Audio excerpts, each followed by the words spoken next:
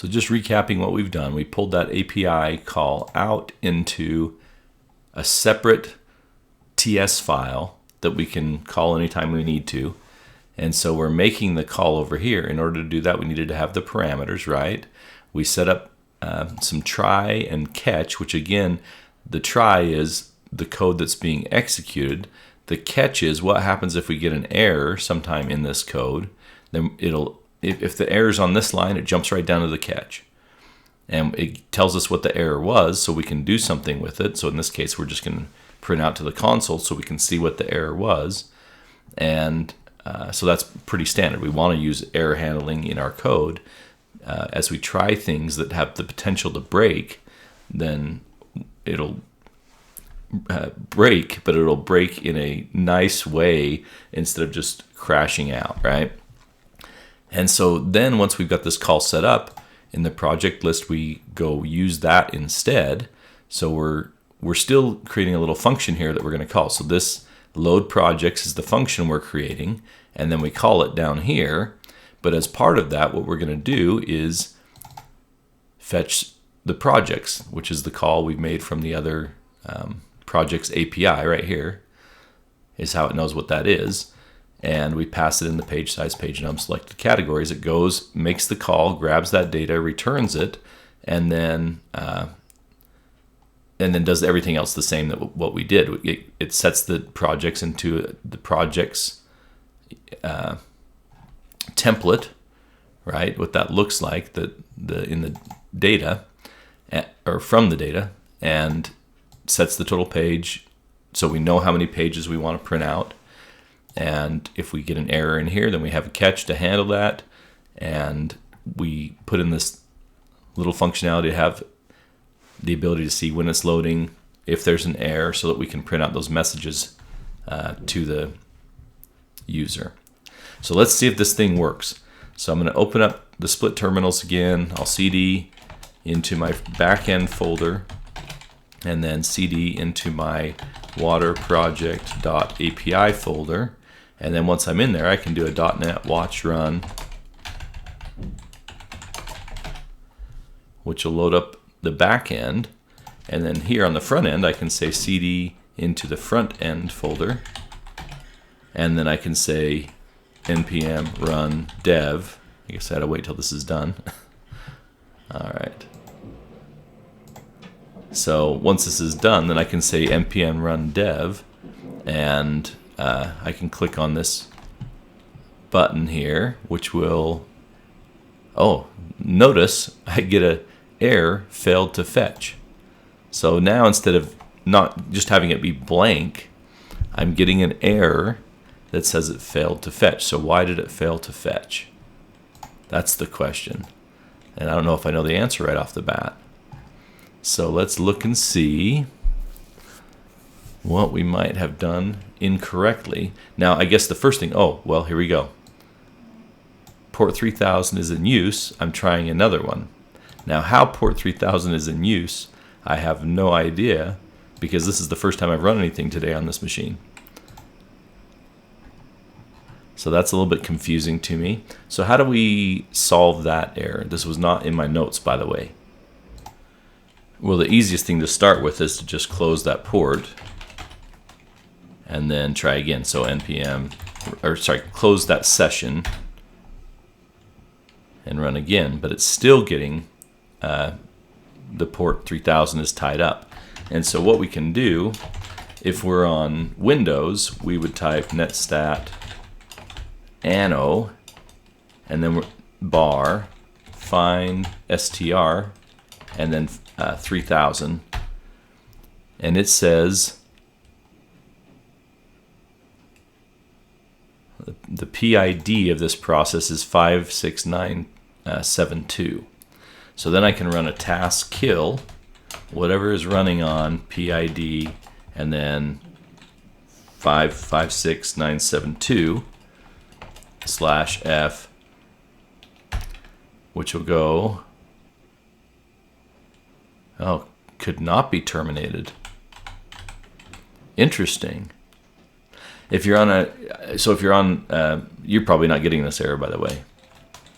But if you were on Mac OS, you just type lsof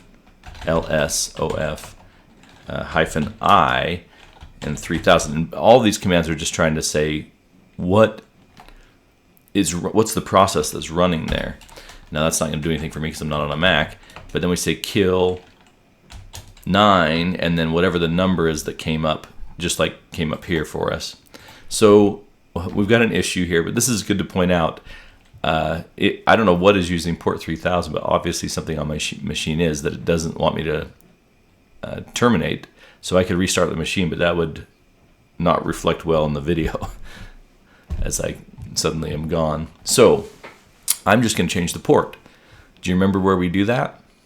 So in the backend folder, in the program CS file, so backend, yep.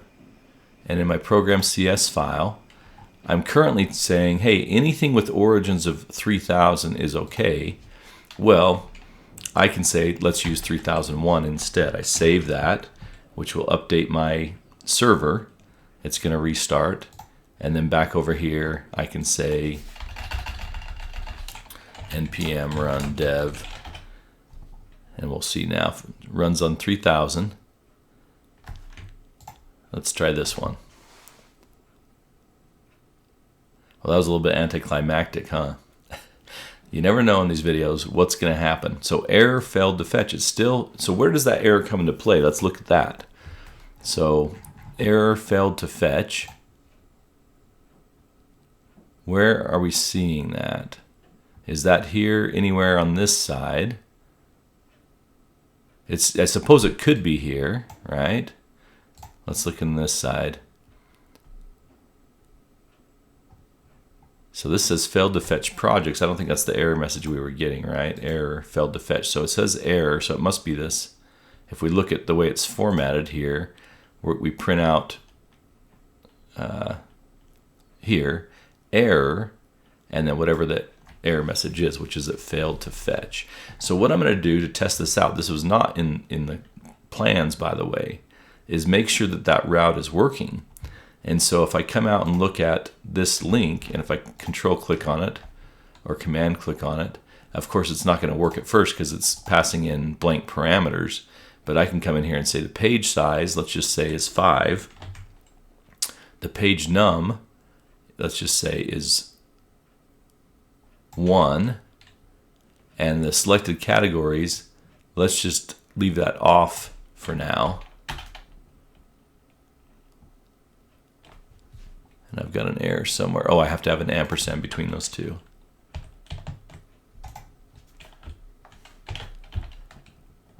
And I am getting projects there. And if I add on and project types, is it types? Project types equals, and I got to find one.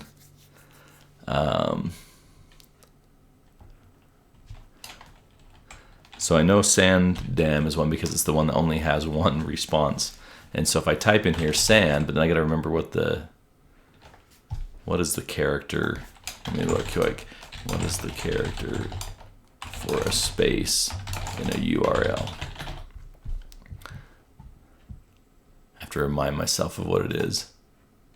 Okay, so it's %20 is a space. And then I can say dam, and so this should only give us one type. So the API call is working just fine as long as it has the right data.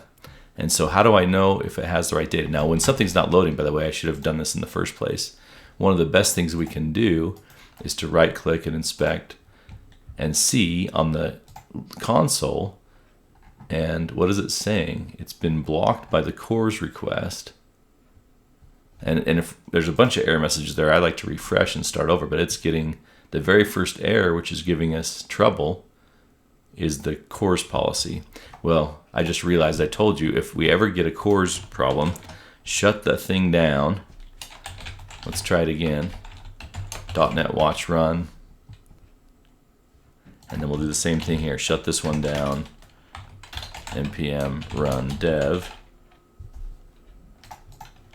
And we're going to have to figure this one out in the next video. Spencer out.